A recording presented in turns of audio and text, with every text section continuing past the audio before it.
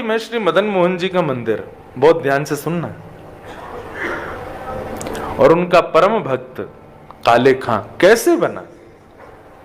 एक विजातीय, एक मुस्लिम समाज में रहने वाला व्यक्ति, जिसके बारे में कल मैं कह रहा था, जिसने कभी सत्संग नहीं किया। हम लोग सत्संग इसलिए करते हैं, संतों का संग इसलिए करते हैं, तीर्थ यात्रा इसलिए करते हैं ताकि ठाकुर जी का सानिध्य हमको मिले। लेकिन इस काले खां ने तो कुछ भी नहीं किया था, और ऐसा सानिध्य मिला मदन मोहन जी का। तो काले खां अपने समुदाय में, मुस्लिम समुदाय में बहुत उसकी मतलब उसको बहुत अच्छा व्यक्ति माना जाता था करौली में। क्यों? हृदय का बड़ा अच्छा था, रोज अपनी नमाज पढ़ता था समय से, और अपना कलमा आदि जो भी वो करते हैं सब करता था। अपने धर्म के प्रति बहुत निष्ठावान, नियम नहीं टूटने देता था अपना। नमाज इतने बजे करनी है तो करनी है, उसको इतने बजे वो कलमा आदि करना है, अपने मस्जिद जाना है, वो जाता ही था समय से। और डाकिया था, पोस्टमैन था, तो डाकघर में काम करता था, और चिट्ठियां जहां जहां की आती थी उन चिट्ठियों को उन स्थानों पर वितरित करने जाता था।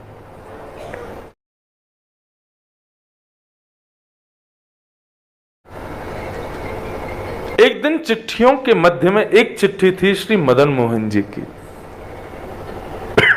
तो काले खां के पास जब चिट्ठी आई तो उसमें एक चिट्ठी थी मदन मोहन जी मंदिर की। गए, सब जगह वितरण करते हुए जैसी देखा सिड्डी चढ़ के ऊपर मदन मोहन जी का मंदिर, तो बोले कि मैं तो डाकिया हूं और ये मेरे नहीं तो हिंदुओं के खुदा हैं, मैं जाने में क्या दिक्कत है। ऊपर चढ़ करके गए और जाकर के जो द्वारपाल था उस द्वारपाल को ही चिट्ठी दे दी उन्होंने, और कहा ये मंदिर की चिट्ठी आई है मदन मोहन जी की, तो जो भी मदन मोहन जी हो उनको दे देना। उसको क्या पता थी मदन मोहन जी साक्षात ठाकुर जी हैं। बोले मदन मोहन जी की चिट्ठी आई है, उनको दे देना। उसने कहा ठीक है।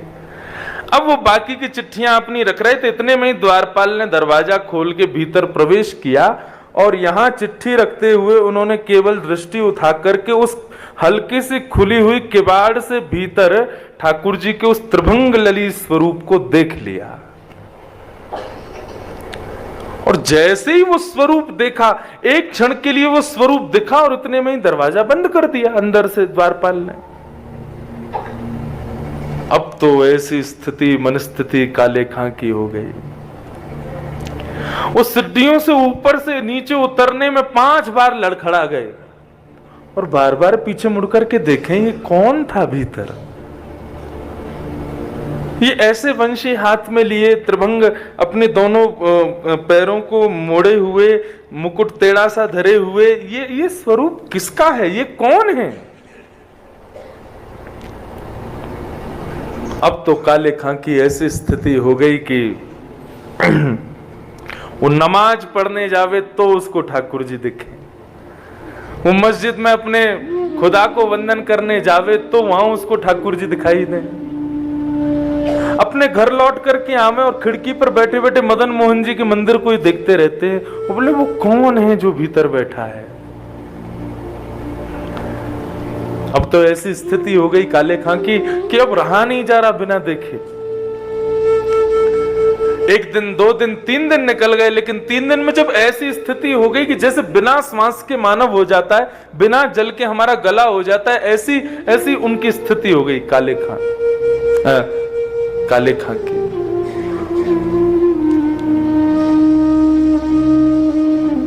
अब तो काले खां ऐसा करने लगे, झूठी झूठी मदन मोहन जी की चिट्ठियां खुद बनाने लगे, ताकि इस बहाने जाऊंगा तो सही।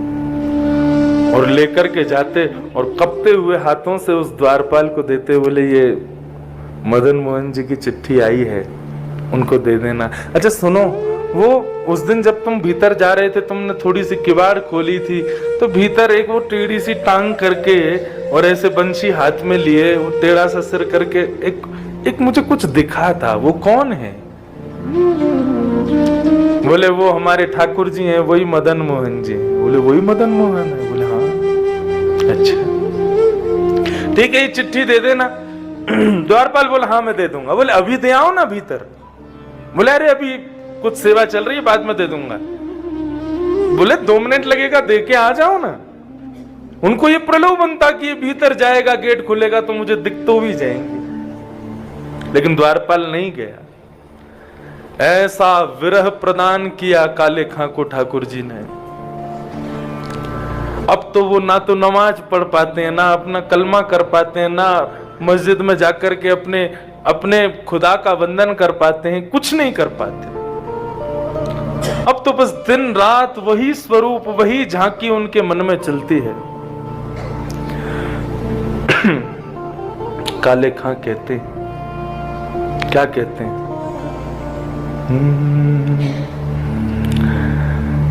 लगन जो लागी नाथ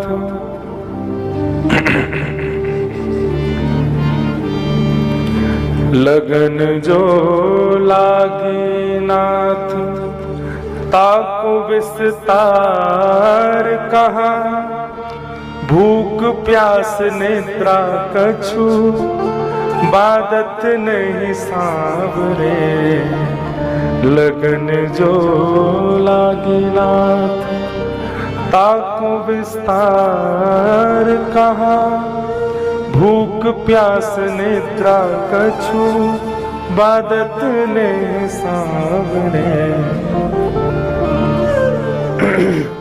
भोजन छोड़ दिया ठाकुर जी की स्मृति में। 1 दिन हो गया भोजन नहीं किया, 2 दिन हो गए भोजन नहीं किया, 3 दिन हो गए। अब तो ना अपने दफ्तर जाते हैं ना कलमा कुरान करने जाते हैं, केवल अपने घर की खिड़की पर बैठे बैठे श्री मदन मोहन जी के जो सुंदर मंदिर का ऊपर बुर्ज है केवल उसी का दर्शन करते रहते हैं। मदन मोहन मूर्ति को बेग दर्शावो आप एक एक क्षण कोटि कल्प समझावरे। हे मदन मोहन जी मुझे दर्शन दो। क्यों? क्योंकि आपके बगैर एक एक क्षण भी मुझे कल्प के समान लग रहा है। मुझे ऐसा लग रहा है कि ना जाने कितना युग बीत रहा है आपके दर्शन के बगैर।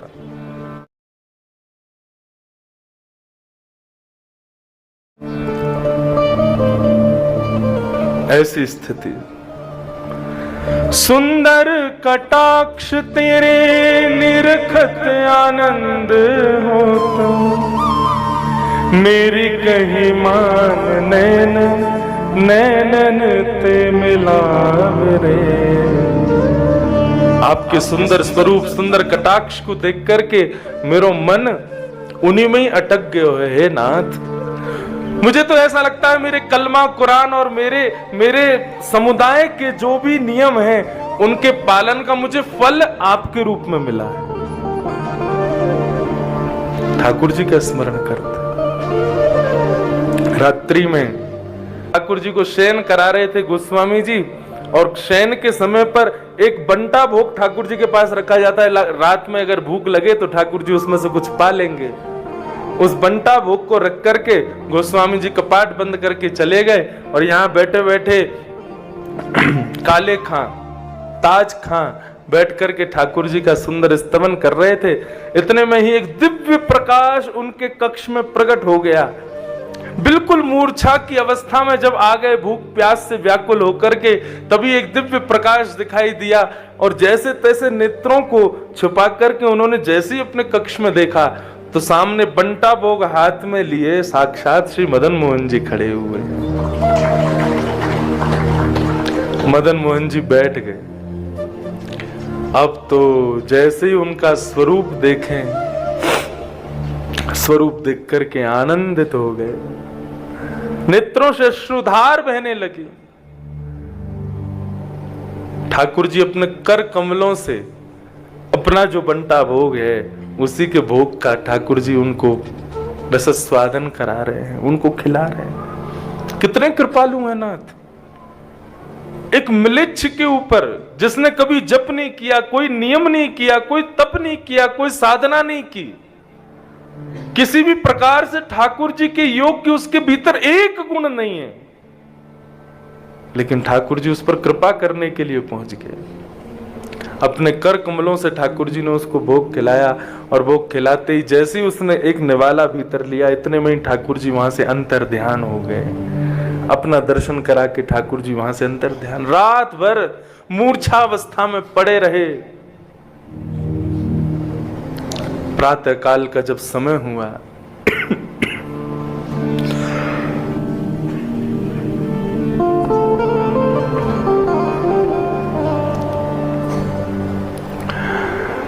सुबह का जब समय हुआ, गोस्वामियों ने ठाकुर जी को उत्थापन करके जैसे ही सब सामग्री देखी तो वहां पर बंटा भोग नहीं था। पूरे मंदिर में हल्ला मच गया, ठाकुर जी का भोग कहां गया? सोने के पात्र में, सोने के बंटा भोग में ठाकुर जी की प्रसादी रखी जाती है, कौन ले गया? अरे चोरी हो गई, चोरी हो गई। पूरे करौली में हल्ला मच गया। गोस्वामियों ने बड़े बड़े अफसरों को बुलाया, बोले ठाकुर जी का भोग चोरी हो गया। ठाकुर जी, भोग चोरी नहीं, भोग जिस पात्र में था सोने का वो चोरी हो गया। इतने में ही सामने से काले खां ऊपर चढ़ करके आने लगे, और हाथ में वही बंटा भोग जिसमें ठाकुर जी प्रसादी लेकर के गए, वो लेकर के आए। गोस्वामियों ने जैसे ही उनके हाथ में बंटा भोग देखा, तुरंत कहा इसको बंदी बना लो, इसने चोरी की है, म्लेच्छ है, हमारे ठाकुर जी की सामग्री चुराता है। बंदी बना लिया उनको। बंदी बना करके बैठा लिया। मुस्कुरा रहे थे काले खां। गोस्वामी बोले, तुमने चोरी की ठाकुर जी की? बोले, मैंने चोरी नहीं की है, तुम्हारे लाला ने चोरी की है। बोले, हमारे लाला ने? हाँ, तुम्हारे मदन मोहन जी ने चोरी की है, मेरे चित्त की चोरी की है, मेरे धर्म की चोरी कर ली, मेरे नियमों की चोरी कर ली। मैं अपने कुल खानदान में व्यवस्थित था, मेरा सब कुछ हरण कर लिया इसने, तुम्हारे टेढ़ी टांग वाले ने, इसने चोरी की। और ये रही बात बंटा भोग, 3 दिन से भोजन नहीं कर रहा था क्योंकि इनका दर्शन नहीं हुआ था मुझे, तो रात्रि में अपना बंटा भोग लेकर के आए मुझे पवाने के लिए। बंदी बनने को तैयार हूं, लेकिन शर्त एक है, कारागृह के रूप में मदन मोहन जी का मंदिर चाहिए मुझे। यहीं पर बंदी बन के रहूंगा ताकि इनको निहारता रहूं। दरस को भिखारी काले ताकि प्रभु अर्ज सुनो, नंद के दुलारे यार चाकर हम राखिए। दरस को भिखारी काले, हमारी अरज सुनो, नंद के दुलारे यार चाकर हमें राखिए। हमें अपने मंदिर में चाकरी दे दो। कैसे कृपालु है नाथ। उस काले खां पे कृपा की। ऐसे ही ताज खान हुए, काले खान हुए, ये सब मदन मोहन जी के शिष्य हुए। कितने कृपालु हैं नाथ, विचार करो। कंबा दयालुम शरणम ब्रजेम। हम विगत 7 दिनों से यहां बद्रिकाश्रम में रह रहे हैं।